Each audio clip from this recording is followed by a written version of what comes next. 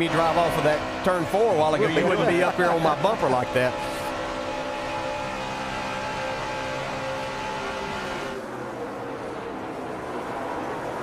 And from there, we look to the front of the pack. There's Kevin Harvick, 33. He's running in 5th position now. Harvick, one of the guys we think will be a factor at the end of this. And at the top of the stack, Kyle Busch, Dale Earnhardt Jr., Justin Allgaier, and Joey Logano as we close in on what could be the final pit stops.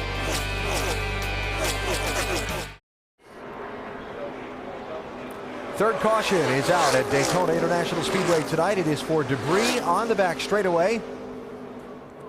And the pace car picks up the new leader in this race just before the caution came out. Dale Earnhardt Jr. shuffled by Kyle Busch.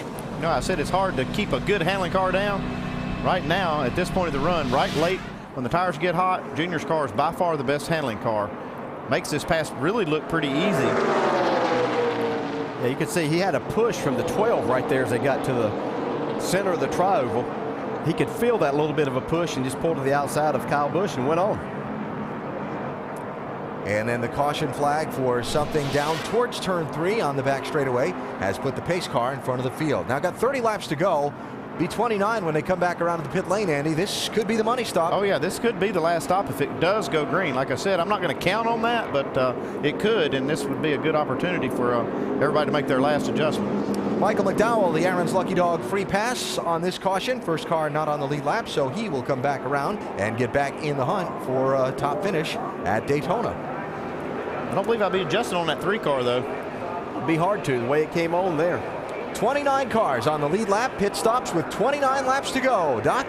This should be the final stop, AB, tonight. If we stay green, we're going to have triple pits. Toyota, Chevy, Busch, Earnhardt, and Harvick. And Busch slides across the white line. He'll have to back the car up and cost him about 2.5 seconds. They will change 4 tires and make a major air pressure adjustment. Dave.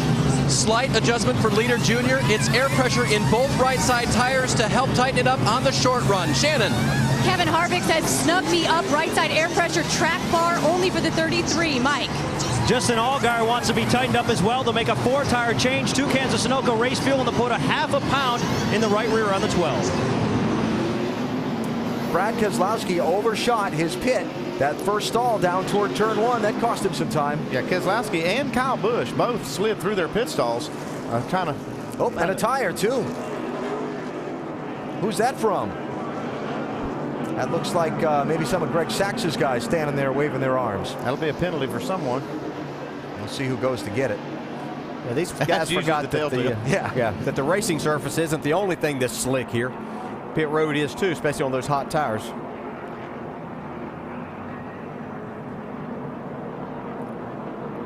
All right, so it was one of Greg Sachs's crew guys. So that'll cost the 88 car. I'll show you the championship leader, Brad Keselowski, the guy that started on the pole tonight. So he just actually underestimated the grip level there, or overestimated it. Yeah, you don't get points for parallel parking in this. Oh, same thing with Kyle Busch. Just no grip, and you don't. The brakes that they run on these cars aren't as good as like what you'd have on an intermediate track and everything. So it takes some adjusting to get used to it. And of course, they're wanting to get in there as quickly as they can, but not any grip to be had.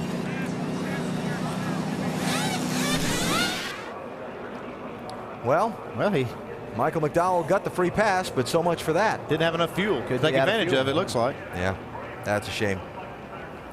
Needing to get a little help to get back into the pit area and make what should be his final pit stop. So as they cross the stripe and the scoring resets, Earnhardt Jr. winning the race off of pit road. Kyle Busch is going to come out 5th in line. Carl Edwards is up to 6th. And Brad Keselowski is down in 13th spot by sliding through his pit stall. 28 laps to go. Cleaning up from the 3rd caution of the race, the scramble to the finish at Daytona coming up.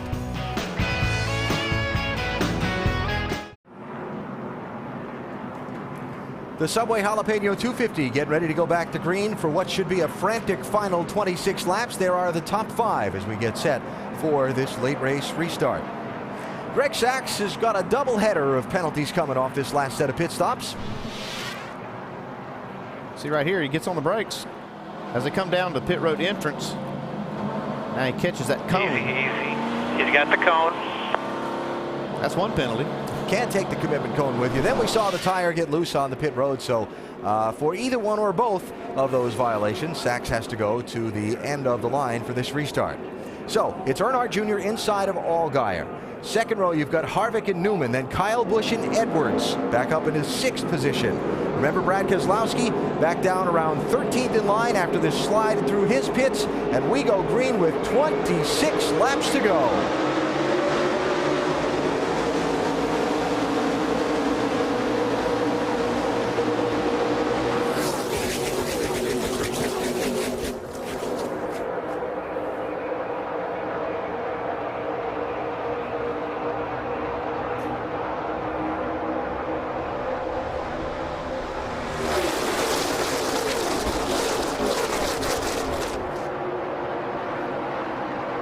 I don't know what it is about these late laps at Daytona, but you just feel the intensity build when they wave that green feel flag. It right there. Yeah, for sure.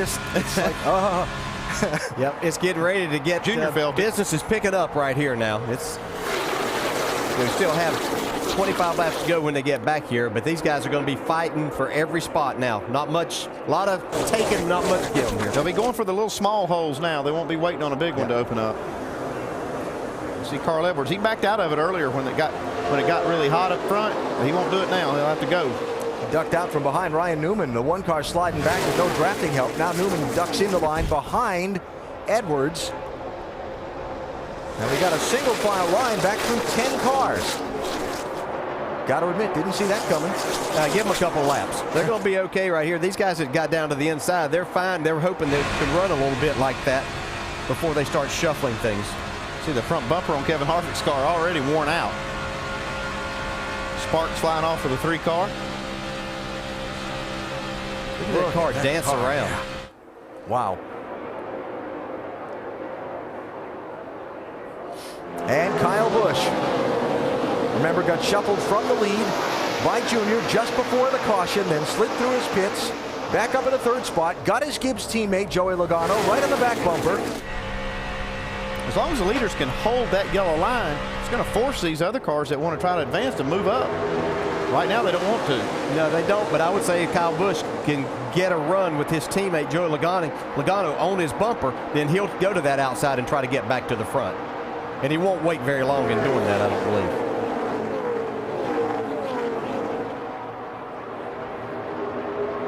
Cagey Kevin Harvick talked earlier today about not feeling his car had the flat-out speed for a pole contending qualifying run. He was right, thought they had the handle for the race. I'll tell you what, talk about flat-out speed. The last lap for Dale Earnhardt Jr. was a 47.39, fastest lap of the race for him, or anyone. 23 to go. Getting time to settle it here at Daytona. Earnhardt Jr. in the famous 3 is out in front.